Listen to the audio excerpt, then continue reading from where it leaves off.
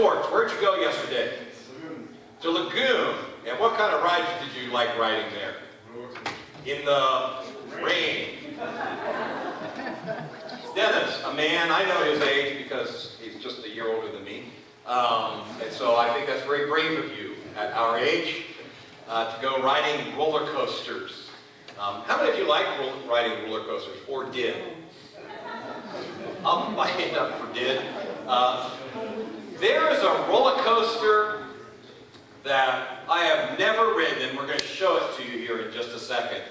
But there's nobody on it, so you won't hear any screaming or anything. In fact, Paul and I are going to share some things while you're watching it. But it's called Millenium Force. Today's message is, are you afraid to ride the Millenium Force? Cedar Point in northern Ohio, right on Lake Erie, has more roller coasters than any other amusement park in the world. Wow. And so because it's on the lake, they refer to it as the roller coast. And we can actually see this roller coaster from our vacation home. Well, not from our home, but from the island where our vacation home is, because it's so tall. And there's actually even taller ones than this. But I want to go ahead and show it to you and share some things. Millenium Force has been voted the best steel roller coaster on the planet. You can't beat the thrill of plummeting down a 300-foot drop at speeds reaching 93 miles per hour. Trust us, they say. And did we mention we have 15 other record-breaking screen machines, including the 420-foot tall Top Thrill Dragster. Sit upright, hold on tight, and enjoy the ride. I don't ever get to see it because I'm looking this way. Matthew 16, 15 through 23. But what about you? Jesus asked his disciples. Who do you say I am? Simon Peter answered, You are the Christ, the Son of the living God. Jesus replied, Blessed are you, Simon, son of Jonah, for this was not revealed to you by man, but by my Father in heaven. And I tell you that you are Peter, and on this rock I will build my church, and the gates of Hades will not overcome it. I will give you the keys of the kingdom of heaven. Whatever you bind on earth will be bound on heaven, and whatever you loose on earth will be loosed in heaven. Then he warned his disciples not to tell anyone that he was the Christ. From that time on, Jesus began to explain to his disciples that he must go to Jerusalem and suffer many things at the hands of the elders, chief priests, and teachers of the law, and that he must be killed, and on the third day be raised to life. Peter took him aside and began to rebuke him. Never, Lord, he said, this shall never happen to you. Jesus turned and said to Peter, Get behind me, Satan. You are a stumbling block to me. You do not have in mind the things of God, but the things of men. How many of you would say that you live kind of a roller coaster life? You've had ups and downs and twists and turns in your life. Have you had a life like that? I have too.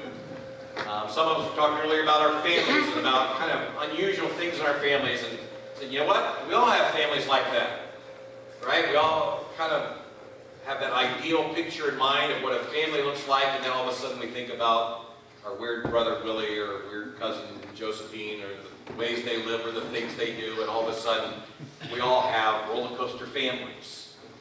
And we certainly all live roller coaster lives. I was thinking about that. I was thinking about how fun it is to go on roller coasters. And yet how frightening it is too. For the most part, we think they're safe. But we also know there have been some great tragedies on roller coasters. I know just a few weeks ago, there was one where people were stuck, hanging upside down for the longest time. My brother at this park got stuck on one called the corkscrew. In fact, my brother and his family got there first. We all went over from our vacation home, took the ferry boat, and then drove over to this park. It was a really hot day, and Kim and I and the kids got there, and it was in the early days of cell phones, and we got a call saying that my brother was stuck on the corkscrew. But what had happened was, he had pulled the thing over, the little harness safety thing, right? And he pushed it in a little too tight, almost to the point where he couldn't breathe. And he thought, the ride's only about, what, 20, 30 seconds long or whatever, so I'll be fine. I don't have to ask for help or whatever. Well, when he got stuck, he was stuck. I guess he was sitting right side up, but this thing was pushing into him. And workers would come along and say, is everybody okay? He'd say, I can't breathe. They go, well, maintenance is at lunch. He said, I can't breathe. So this message gets to my mom, who's coming with my other brother, and she knows it's hot. All she heard was something happened on a roller coaster and her oldest son can't breathe. She comes into the park. She sees a security person with like a fast golf cart next to him. He's just standing there. She said, can you tell me how to get to the corkscrew quickly, which is clear on the other side of the park, and she was in her late 70s at this point. And he said, run. Needless to say, my brother was fine. Ultimately, by the time we even got there across the park, he was released from this, but it had been that way for about 20 minutes. And my mom's day was ruined. Just had an awful, horrible time. So not even being on the roller coaster, but being associated with somebody else's roller coaster ride can be fearful and terrifying for us, can it? Do you know people in your life who are on roller coaster rides and you fear for them? You hurt for them? You wish maybe you could even take their place on their roller coaster ride through cancer, through death of a loved one, through whatever it might be. So it's not just our own roller coaster ride, it's other people's roller coaster rides. So as I thought about this, I thought about how many roller coaster rides there are in Scripture. And I started writing down the names of people who show us what it's like to have a roller coaster ride for their lives. And then I went ahead and I looked at some of the scriptures that went along with those people. So I want to share some of those with you. The very first roller coaster ride was written by a young couple named Adam and Eve. And it started out great. I mean, their ride, they just started smooth going up that hill. They walked with God in the cool of the evening. They had all the food that they needed. Everything was just wonderful. It was a pleasant day and a pleasant time in their garden on their roller coaster. And then they ate from the one tree they weren't supposed to. And they started plummeting down very, very fast. Things went bad from that point on. They got kicked out of the garden.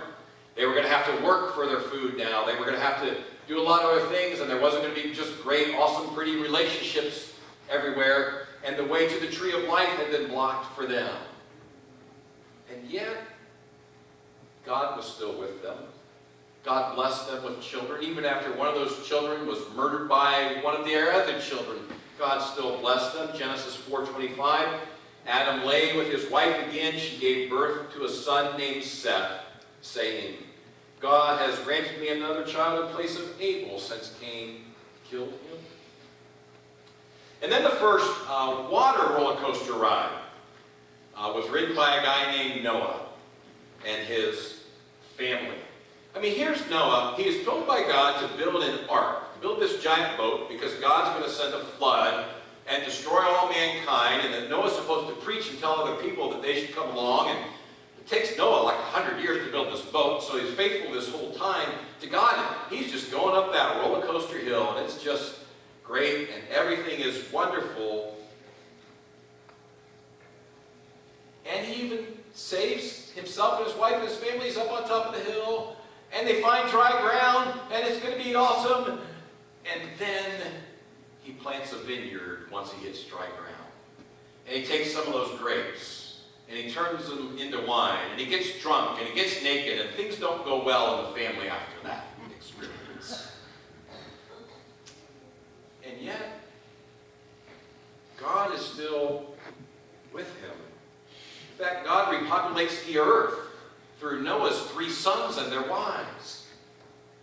Genesis 9, God said, never again will the waters come with a flood to destroy all life. Whenever the rainbow appears in the clouds, I'll see it, and I'll remember the everlasting covenant between God and all living creatures of every kind on the earth. And then another roller coaster ride for a guy named Abraham and his wife Sarah. And it starts out really good. They're told by God to leave their land and to go somewhere else, a land of promise, and they do that, and things are going great between God and Abraham, and then something happens. Something happens that changes everything, that brings great fear into their lives. Abraham is told that he is to take his son, his only son Isaac, who was born in their old age after Sarah had been barren for almost 100 years, and put him on an altar and sacrifice him, and they go plummeting down on their roller coaster ride. And yet, even in that very moment when Abraham is ready to take his own son's life at God's command, God is with him. And God spares his son's life. It says in Genesis 22, the Lord called to Abraham and said, I swear by myself, declares the Lord, that because you have done this, and have not withheld your son, your only son, I will surely bless you and make your descendants as numerous as the stars in the sky and as the sands on the seashore. So there's Abraham, and then Isaac, and then Isaac's son Jacob. Jacob had 12 sons, and the last two he had by his favorite wife. Just understand that in that day, having multiple wives was part of how they did things. But his favorite wife. The last two sons, Benjamin is the last one, number 11, is a son named Joseph. And Jacob did something that we don't encourage or advocate for people to do, which is to have a special child. To have a child that you single out as more special than all the others. To single out as the child you love more than the others, especially to do it publicly in front of your other children. Not a good idea. But Joseph is that child, and Joseph is given this beautiful, colorful coat, and he's just loved so much by his father, and things are going great, and even God is close to Joseph, and Joseph gets these dreams from God that shows that his brothers are going to bow down to him one day, even his mother and father will, and it's just, Joseph's got it going and going and going, and then his brothers go ahead and pull his legs out from under him, and he goes plummeting down his roller coaster, so far down that he's first thrown into a cistern and left to die, and they're going to tell his father that he was eaten by wild animals, put animals' blood on the coat and take it back to their father Jacob. And then they get a little bit of conscience, and they say, no, let's take him and sell him to some traders going to Egypt. He can become a slave in Egypt, and so we'll never hear from him again, but our father will think he's dead, and life will be okay, and his blood will not be on us. And they do that, and God is with Joseph through this, but there's twists and turns that come. Joseph is accused of a rape that he doesn't commit. He's thrown into prison when he shouldn't be. And he's left there for a long time until finally circumstances happen that he comes before Pharaoh to interpret Pharaoh's dream, who's the king of Egypt. And ultimately, because of that dream and because of how it's interpreted, Pharaoh makes Joseph second in charge of all the land of Egypt. And he's going back up this giant hill now. Things are good again. But there's a famine in Israel, and so Jacob and his other sons have to come and get food. And things get a little crazy during that roller coaster ride until Joseph reveals himself to his father and his brothers, and there is forgiveness, and the new roller coaster ride starts all over again. Genesis 47, so Joseph settled his father and his brothers in Egypt. He gave them property in the best part of the land. He also provided his father and his brothers with food according to their number of children. These horrible things happened, but God was still with them. And then there's David. A boy named David. He's a boy at first, obviously. And he has a heart for God. And he loves God so much. And he gets to sing for the king to soothe the king's anxiousness and his nerves. And then he does a really fascinating thing to show that God's with him and that he's just on this awesome ride and he's going up the hill with God, is that he goes to take food to his brothers who are in the army, right? Some of his older brothers are in the Israel army. And when he gets there, he sees what's happening. There's this valley, and here's the Israelite army, and here's the other army, and there's a giant named Goliath that comes out. And he says, let's just do this one-on-one. You send out your best warrior, and we'll fight, and whoever wins, then there's going to be less bloodshed because then that side wins instead of all of us going at each other. That sounds like probably a pretty good way to do a war, doesn't it? Well, when David gets there, he sees all of the Israelite army cowering. And he looks over and he sees this giant. He says, "Who are you to taunt the armies of the living God?" I mean, this kid. And so David goes and gets a couple rocks, a slingshot, and he goes out against Goliath. And you know the story, don't you? He takes down the giant. And man, I mean, talk about David's life. I mean, that roller coaster was going way high. And then he's way up there high on his roof. And he sees over to another roof. And he sees a woman named Bathsheba bathing without any clothes on. And he finds her very beautiful. And he wants to have her for himself. And even though she's married, he's the king. And he has her for himself. And so he has an affair with her. And he starts going down, down. But it gets deeper. He tries making it right by getting her husband to come back and sleep with her. And because she's going to have a child. And well, maybe they'll think it's his or whatever. And he doesn't do it because he's faithful to his fellow soldiers. And so instead, David has Uriah, the husband, sent to the front line and make sure that he's killed in battle.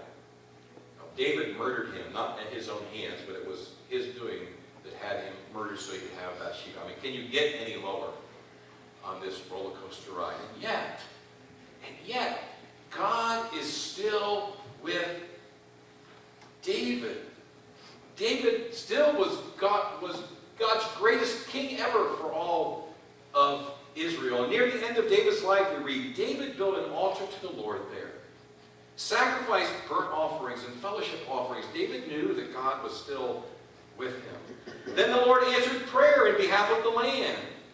And the plague on Israel was stopped because of David's prayer and his closeness with God. Probably a lesser known one, although those of you who are gone to Sunday school, Bible studies, or read the Bible yourself will know the name Nehemiah. Nehemiah was working for King Xerxes in another land, and Jerusalem had been totally destroyed. Temple and the walls and everything fallen down, and they can't really rebuild the temple until they can rebuild the walls and fortify the city again. And Nehemiah's brother comes to him and says, "Look, we're in great distress. There are not many of us, and we need to get this city back to rights so that we can worship God the way we're supposed to." And so Nehemiah not only gets permission to go on a leave of absence from his job, but the king allows him to go to his forest and get lumber and things he'll need to help rebuild these walls. And when he gets there, he looks at the walls and he grabs the nobles and the officials. He tells them what he's going to do, and things are going great. They're just going up and up and up, and then all of a sudden, Sanballat and Tobiah come along, and they don't like what they're seeing happen to the walls of Jerusalem, and they want to fight against Nehemiah. And things are not going well, yet God is still with them. Nehemiah chapter 6, verse 15. So the wall was completed on the 25th day of Elul in 52 days. When all our enemies heard about this, all the surrounding nations were afraid, including Sanballat and Tobiah.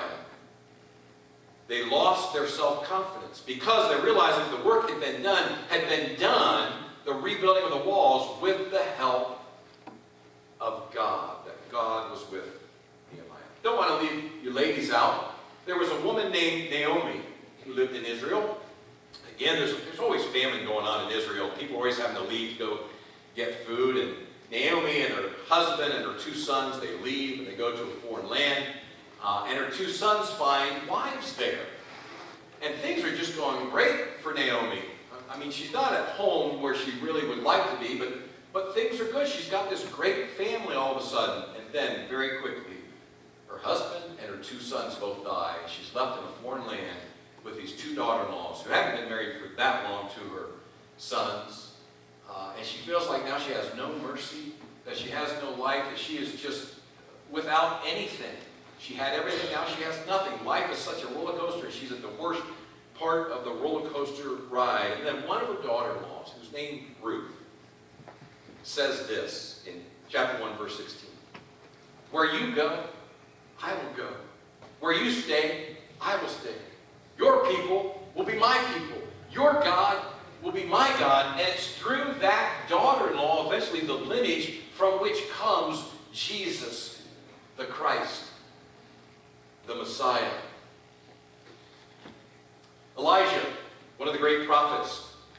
Things were going fairly well for him, but he had this great relationship with God. And then all of a sudden, all the prophets of Israel were being killed off. There were 50 of them were hidden in some caves to protect them, but there weren't very many left. And he called out Ahab, King Ahab, to get him to notice that God was the true God. And he said, Ahab, we need to have a battle so I can prove to you who the true God is. Call together all your prophets of Baal and all your prophets of Asherah, 450 each, 900 prophets. And let's have a contest. And whoever wins that contest, that means their God is the true God. And here was the contest. That the prophets of Baal and the prophets of Asherah built an altar, and they put wood on it. And Elijah did the same thing. And they said, whoever God rains down fire and burns up the wood, that's the true God. And so the prophets of Baal go first, and nothing. I mean, so there's 900 of them all together. Nothing. There's not even heat on that wood or anything. And so Elijah says, well, wait a minute. Let's dig a trench around my altar. Let's put some water in the trench, and let's pour water over and over. Let's get some more water and keep pouring over this wood till there's no way that wood can light. He prays to God. The fire comes down and not only burns up the wood, it laps up all the water in the trench, and it even burns up the stones of the altar. And so, can you picture that roller coaster ride? I mean, he is just going up and up and up. What a great experience with God. It's like going to camp. It is a mountaintop experience, literally. And then Ahab has Jezebel go after Elijah, who sits under a tree, afraid for his life that he's going to die. Now, wait a minute. There's this one person coming after him. He just stood up against 900 prophets and was successful by the name of God. And now he's a little scaredy cat. I mean, just shortly after that. How can that be? And yet, God was still with him. 1 Kings 19, the Lord said to him, go back and anoint Hazael king over Aram. Also anoint Jehu, son of Nimshi, king over Israel. There was still work for Elijah to do. God still had a plan and a purpose for his life. He didn't have to stay down at the worst part of the roller coaster ride. And then there's Job. I mean, do you think we could have gotten through this without looking at Job? Talk about a roller coaster ride. I mean, he had a wife, he had children, he had property. Everything was just going great for Job. And then, when everything was going so great, Satan said, God, I'd like to test this Job of yours and see if he really loves you. I mean, if things aren't going so well, of course he loves you while he's going up the ride. There's nothing fearful about that. But what about when things get tough? And God gave Satan permission to do anything but take Job's life. And all of a sudden, Job lost everything. He lost his children. He lost his property. He lost his friends. He lost his health. In fact, here's the way Job describes it. And I'm using the Message version to share this with you. Job broke his silence. He spoke up and cursed his fate. And think about, as I read this, if you've ever felt like this, or sort of felt like this, or you know someone who currently maybe feels this way. Obliterate the day I was born, God. Blank out the night I was conceived. Let it be a black hole in space. May God forget that it ever happened. Erase it from the books. May the day of my birth be buried in deep darkness, shrouded by the fog, swallowed by the night. And the night of my conception, the devil take it. Rip the date off the calendar, delete it from the almanac. Oh, turn that night into pure nothingness. No sounds of pleasure from that night ever. May those who are good at cursing curse that day. Unleash the sea beast, Leviathan, on it. May its morning stars turn to black cinders, waiting for a daylight that never comes, never once seeing the first light of dawn. And why? Because it released me from my mother's womb into a life with so much trouble. Why didn't I die at birth, my first breath out of the womb, my last? Why were there arms to rock me and a breast to drink from? I could be resting in peace right now, asleep forever, feeling no pain, in the company of kings and statesmen in their royal ruins, or with princes resplendent in their gold and silver tombs. Why wasn't I stillborn and buried with all the babies who never saw light, where the wicked no longer trouble anyone and bone-weary people get a long-deserved rest? Prisoners sleep undisturbed, never again to wake up to the bark of the guards. The small and the great are equals in that place, and slaves are free from their masters. Why does God bother giving light to the miserable? Why bother keeping bitter people alive? Those who want in the worst way to die and can't, who can't imagine anything better than death, who count the day of their death and burial the happiest day of their life. What's the point of life when it doesn't make sense, when God blocks all roads to meaning? Instead of bread, I get groans for my supper, then leave the table and vomit my anguish. The worst of my fears has come true. What I've dreaded most has happened. My repose is shattered, my peace destroyed. No rest for me ever. Death has invaded life. Can the roller coaster drop any farther than Job's description? And yet, I'll say it again, and yet, God is with Job. Jump way ahead to Job 42, verse 10. The Lord made Job prosperous again and gave him twice as much as he had before. All his brothers and sisters, everyone who had known him before, came and ate with him in his house. Each one gave him a piece of silver and a gold ring. The Lord blessed the latter part of Job's life more than the first. He had 14,000 sheep, 6,000 camels, 1,000 yoke of oxen, and 1,000 donkeys. And he also had 7 sons and 3 daughters. After this, Job lived 140 years. He saw his children and their children to the 4th generation. So he died old and full of years. Have you ever been in a place where you felt like Job to some degree, and you just thought, this is never going to turn around? It's always going to be like this for me. It's always going to be this bad. But every one of these shows that yet God is still with us. Well, those are all Old Testament. Let me share 2 New Testament ones with you. And if I'm going to share 2 roller coaster rides from the New Testament, who do you think I'm going to choose? Can you say their names? Yeah. I heard them both. Peter and Paul. Okay? There are many others we could have chosen from, but they teach us some great things. Peter is obviously the best example, and his roller coaster ride starts out great. I mean, I call him the #1 disciple. I put him above all others with Jesus. Some might say John, because he's the beloved disciple, but that's John's own description for himself. Peter is called the rock. I mean, he's just doing things that are great. In fact, Matthew 16, Jesus said to his disciples, "Who do you say that I am?" Peter says back, he says, "You are the Christ. You are the Son of the living God." And Jesus says, right on, high five, Peter. "Flesh and blood has not revealed this to you, but my Father who is in heaven. Whatever you bind on earth will be bound in heaven. Whatever you loose on earth will be loosed in heaven." You've got things going on here, Peter. Jesus says, you're the one who understands spiritual things. You understand this way beyond all of the others. You've got this connection with God, my Father, that nobody else has. Way to go, Peter.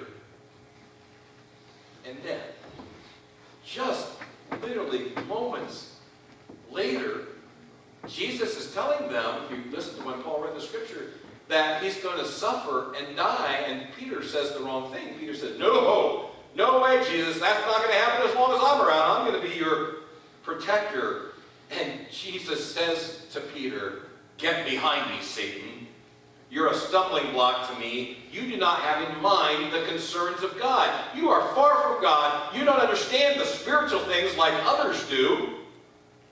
You're merely concerned with human things." We talk about a roller coaster ride. And yet, a week later, Jesus took Peter on another roller coaster ride up to the top of the hill. Top of the hill where he showed him Moses and Elijah. These Old Testament guys actually showed up in person. And Peter was so excited, he thought, gosh, this could be great. We're going to have spiritual revival in the land because I'm going to take Moses and Elijah back down the hill with me and share them with everybody else. And so we're going to keep them right here. We're going to set up some tents and we'll hang on to them. This is the best thing that's ever happened. Peter didn't understand. So some clouds came and took Moses and Elijah away. And yet God was still with Peter. And when the clouds disappeared, Jesus was standing there, and God said, "This is my son. This is the one you need to pay attention to. Those guys in the past, they're important, but he is the one." And God was still with Peter and showing him who Jesus really was. In fact, confirmed that this Jesus standing before him was the Christ, the Son of the living God.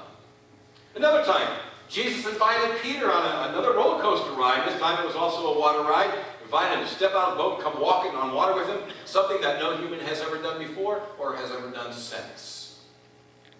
Only 2 people in the history of the world that we know of who have walked on water, and Jesus invited Peter. Peter got out of the boat. He's doing it. He's so excited. Peter puts his hands up in the air for the ride, and he feels the wind on his hands, and that makes him a little nervous. He starts pulling them down, and he starts looking around to make sure he's safe, and make sure he's got his harness on and everything, because there's a storm coming. In fact, it's all around him, and the waves are getting big, and he takes his eyes off Jesus, and boom, right down the other side of the roller coaster. And yet, Jesus is still with him, and Jesus reaches down and lifts him up and gets him back safely to the boat. Peter was among the privileged 3 to see things that nobody else saw, and also to provide encouragement for Jesus when Jesus needed that. And so, another roller coaster ride, Jesus says, "Peter, I'm going to pray, and things are going to go bad for me, but I want you to pray for me." And Jesus goes, and he prays, and he comes back, and he sees that Peter is sleeping. But he's still with him. He says, "Peter, wake up. Keep praying for me." He goes away, he comes back. Peter's sleeping. "Peter, stay awake with me." Jesus goes back, comes back again. Peter's sleeping again. Jesus doesn't hold it against him. And finally, when Jesus is arrested, Peter had told Jesus that he would go to the death with him. And Jesus said, "Look, before morning, before the rooster crows that morning, you're going to deny me 3 times.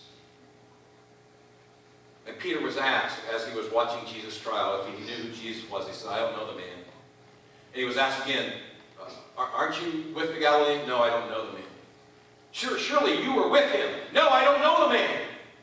3 times, Peter just kept going down and down and down. And then sometime later, after Jesus was raised from the dead, Jesus had breakfast on a beach for some of his disciples, and Peter was one of them. And he looked at Peter and said, "Peter, do you love me more than these?" Peter said, "Yes, I do." "No, Peter, do you really love me more?" "Yes, Lord, you know that I do." "Peter, I just need to know, do you really love me more than these?" And Peter says, "Lord, you know all things. You know that I love you." And all 3 times, Jesus said, "Then do ministry in my name and follow me." He reinstated him into ministry. He forgave him for his denial. And Peter knew it. He was back on a great roller coaster ride. Then the last one is Saul. Saul of Tarsus. Saul didn't start out on the ride. In fact, Saul started outside the park because he was persecuting the Christians, the followers of Jesus Christ. And yet, when he became a Christian, man, he took off. Well, he didn't so much take off like that. It took a while for him to get in line with some of the disciples. Barnabas invited him to Antioch, and then he kind of took off on this great ride, starting churches all the way from Antioch to Rome. I mean, this was a great ride with Jesus. Things were going awesome. But look at this roller coaster ride that took place along the way. In 2 Corinthians 11, Paul says, 5 times, picture this as a roller coaster ride. 5 times I received from the Jews the 40 lashes minus 1. 3 times I was beaten with rods. Once I was pelted with stones. 3 times I was shipwrecked. I spent a day and a night in the open sea. I have been constantly on the move. I've been in danger from rivers, in danger from bandits, in danger from my fellow Jews, in danger from Gentiles, in danger from the city, in danger in the country, in danger at sea, in danger on land, in danger from false believers. I have labored, I have toiled, I've gone without sleep, I've known hunger and thirst, I've gone without food, I've been cold and naked. Besides everything else, I face daily the pressure and concern for all the churches. Whew! What kind of a ride is that? And yet, listen to how Paul responds in Philippians chapter 4 and how God is with him. I'm not saying this because I'm in need, for I've learned to be content with whatever circumstances I have. I know what it is to be in need. I know what it is to have plenty. I've learned the secret of being content in every situation, whether fed or hungry, whether plenty or want. I can do all things through Christ who gives me strength. Well, is your life, specifically your Christian life, like a roller coaster ride? Be of good cheer, you're in good company. All of these people from the Old Testament, these 2 plus others from the New Testament. Do you ever think that the grass is greener on the other side? You ever think that? That, gosh, if I could just get someplace, it'd be better. Look at that slide. Is the grass greener on the other side? But this poor, stupid cow is pushing himself through a barbed wire fence to get the same grass that he could get over here. He's not content with it. If I just change the way this coaster moves, things will be better. Look at the next one. It just doesn't get better. It's the same on both sides. My mom gave me a shirt for my birthday one year that said, if the grass looks greener on the other side, water your grass. Right? Or this one, if the grass is greener on the other side, there's probably more manure there. So watch out where you step. You also get that with it. And finally, the grass always appears greener on the other side. Be content with your grass, with the place, with the people that God has given you to go on this ride with. Sometimes we succeed, sometimes we fail, but Christ always is ready to have us get up, forgiven, and get back at it. You see, sometimes that plummet is our own doing because we've sinned and so we go down. Sometimes it's because external forces, something we can't do anything about, and we just have to wait until we ride it out until God brings us back up on another slower incline again. You may fall fast and far because of your sin or because of these uncontrollable external forces, yet God is always ready to take you up that next hill for the thrill of a lifetime, with a promise that He'll be right there in the front car with you, with His hands in the air, screaming and laughing for the thrill of this ride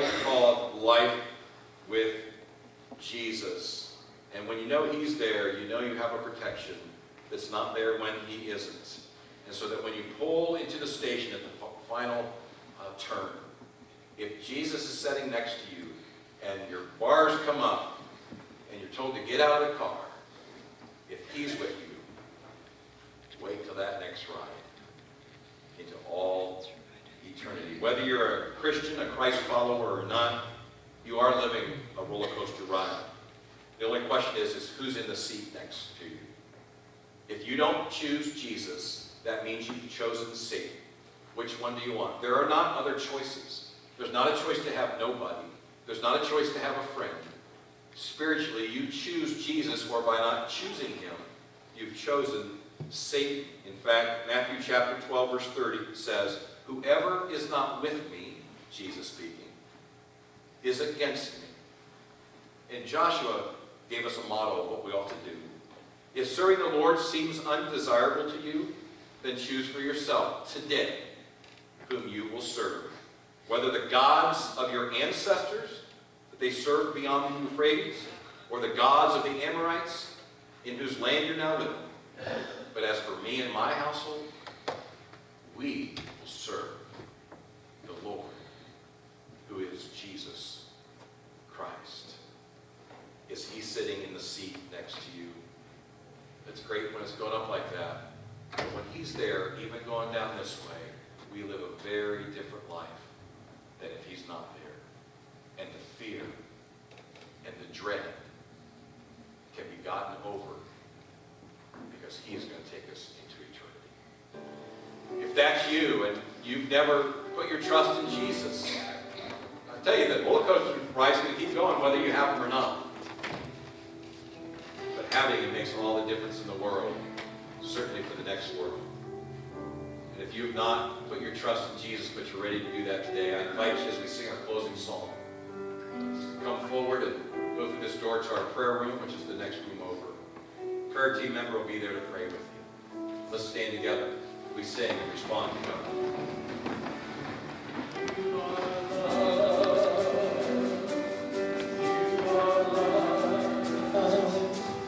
You are streams of living waters.